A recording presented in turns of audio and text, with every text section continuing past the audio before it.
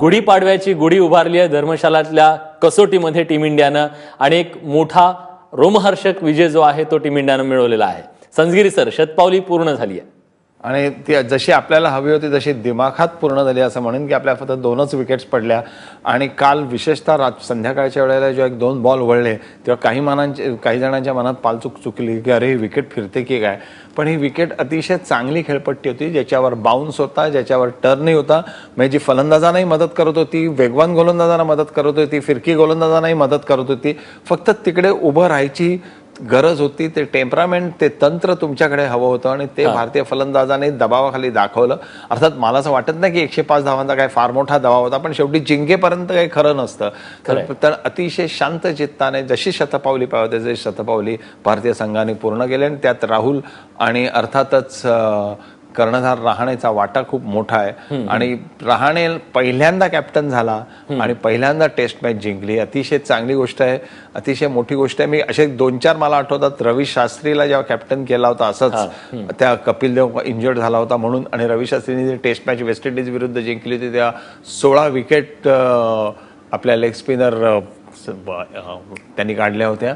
आणि दुसरा असा पटकन मला आठवणारा, मला असं वाटतं की सुनील गावस्कर 1974 साली न्यूझीलंडमध्ये सुनील गावस्कर अचानक कॅप्टन झाला आणि प्रसन्नाने विकेट घेऊन ती मॅच आपल्याला जिंकून दिली होती। रवी शास्त्रीच्या वेळेला हिरवाणींनी 16 विकेट्स काढल्या होत्या।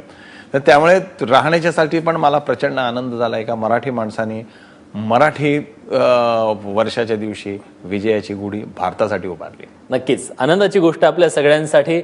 पण एक गोष्ट आहे, या कसोटीचा जर पूर्ण विचार केला तर बॉलिंग ज्या पद्धतीने आपण केलोय त्या बॉलिंग बद्दल बोललंच पाहिजे, क्रेडिट त्यांना दिलंच पाहिजे।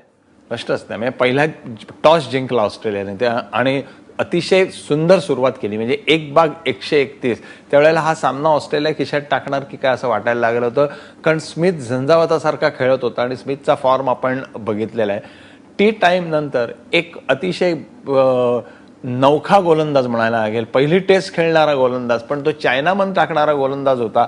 आणि ऑस्ट्रेलियाने ही अपेक्षा ठेवली नव्हती की अचानक एक चायनामन टाकणार आहे की वेगळ्या प्रकारचा गोलंदाज येईल, कारण चायनामन टाकणारा गोलंदाज हा त्याचा जो राईट हँड माणूस जसा लेग ब्रेक टाकतो तसा तो ऑफ ब्रेक टाकतो रिस्टने, आणि मग एखादा गुगली टाकतो, स्ट्रेट थ्रो टाकतो, आणि त्याने अक्षरशः ज्याला आपण असं म्हणता येईल की caught on the wrong foot तसं झालं ऑस्ट्रेलियाचं। त्यांना कळेल की अरे हा एकदम कुठून आला, आणि वेगळे सगळे अँगल्स वेगळे, सगळे टर्न वेगळे, आणि त्याला मिळणारा बाउन्स त्याच्यावर ऑस्ट्रेलियन संघ कोसळला आणि त्याचा उपयोग राहण्याने अतिशय उत्कृष्टपणे केला असं म्हणायला लागेल। आणि त्याला त्यावेळेला साथ इतरांनी दिली, ही सगळी एक महत्वाची गोष्ट।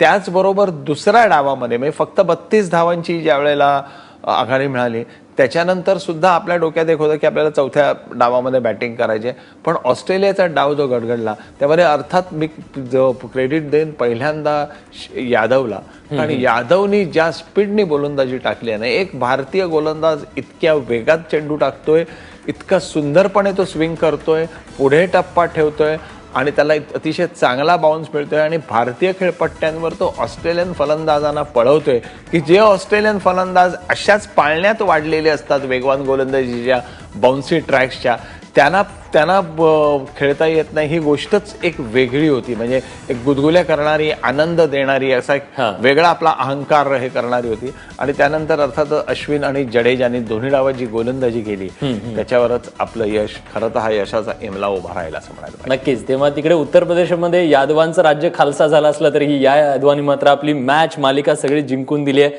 आणि त्यांनी तो झेंडा उभा केला असं म्हणावं लागेल।